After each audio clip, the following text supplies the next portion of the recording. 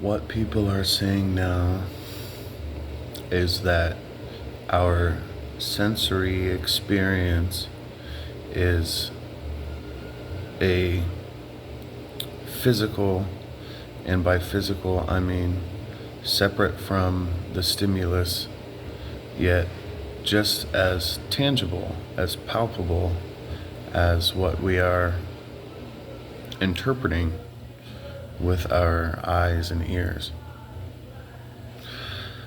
What I mean is when you look at a Christmas tree, you see the color green, even though there's much more light reflecting off of the tree than just those frequencies.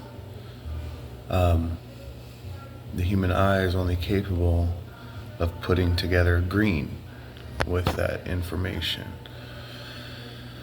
So you begin to wonder if you're actually experiencing something or if you're experiencing an interpretation of it. And where does that interpretation come from? What is it? And do humans have a sense of intuition? Can humans, without their eyes, access the experience of sight, access the experience of things that exist? Or is the representative stimulus based on the energy only accessible with the body?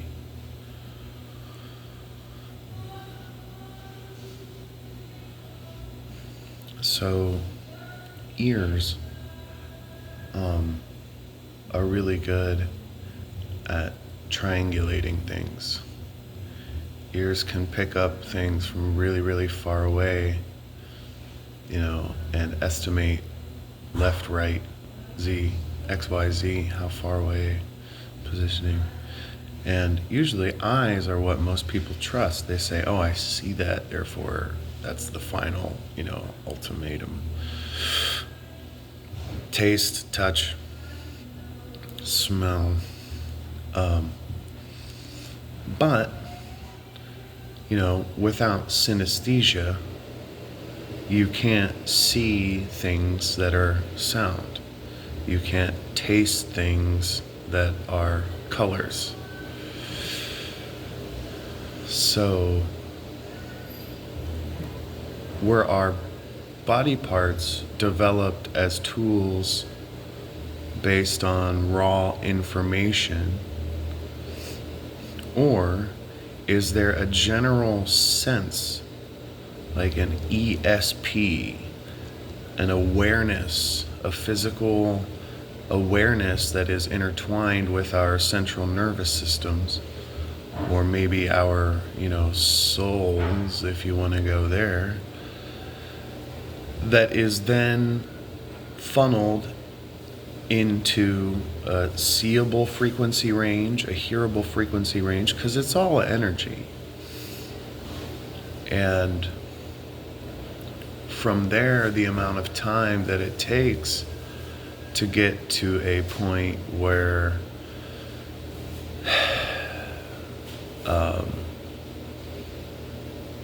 you can try to determine why energy should be taking different forms.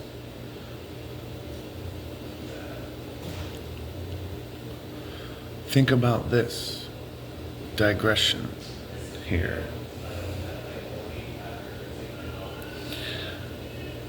Maybe the evolutionary process is aware. You can ask an evolutionary scientist what is evolution, and they will probably dance around something and give you some kind of functionality, but it's like take a step back and actually think about this. You can't just say evolution and then breeze over it like it's not developing cellular level things that function like supercomputers in the most basic species. Whatever is driving evolution, which is probably the same thing that the creatures that are, emerging are gaining access to, is aware that there's such a broad spectrum of energy in this universe that it had to give us 5 different senses to interpret them. You know what I mean? So the amount of time is relative yet basically equal to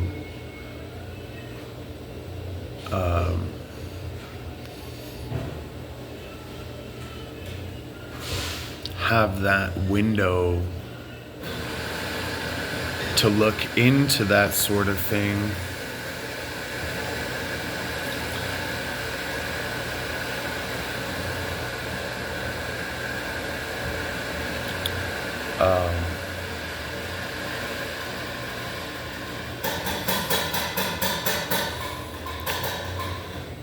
Where else in nature does the measurement problem happen? And what does it mean for a non-conscious experience to happen? Define consciousness. Define the non-material yet completely observable phenomenon of sight. And people are saying now that it comes out of your eyes. They're saying that the picture you see when you look at anything is actually projected onto those molecules, and this is where the level system comes in. And the colors that you see are not in your head, they're out there attached to the thing itself. This took me a while to wrap my head around. But if that's the case, it opens up the door to the fact that this is a two-way system. Because how could an evolutionary process blindly guide species into success without a feedback system? And therefore, what you're interacting with is the evolutionary process itself.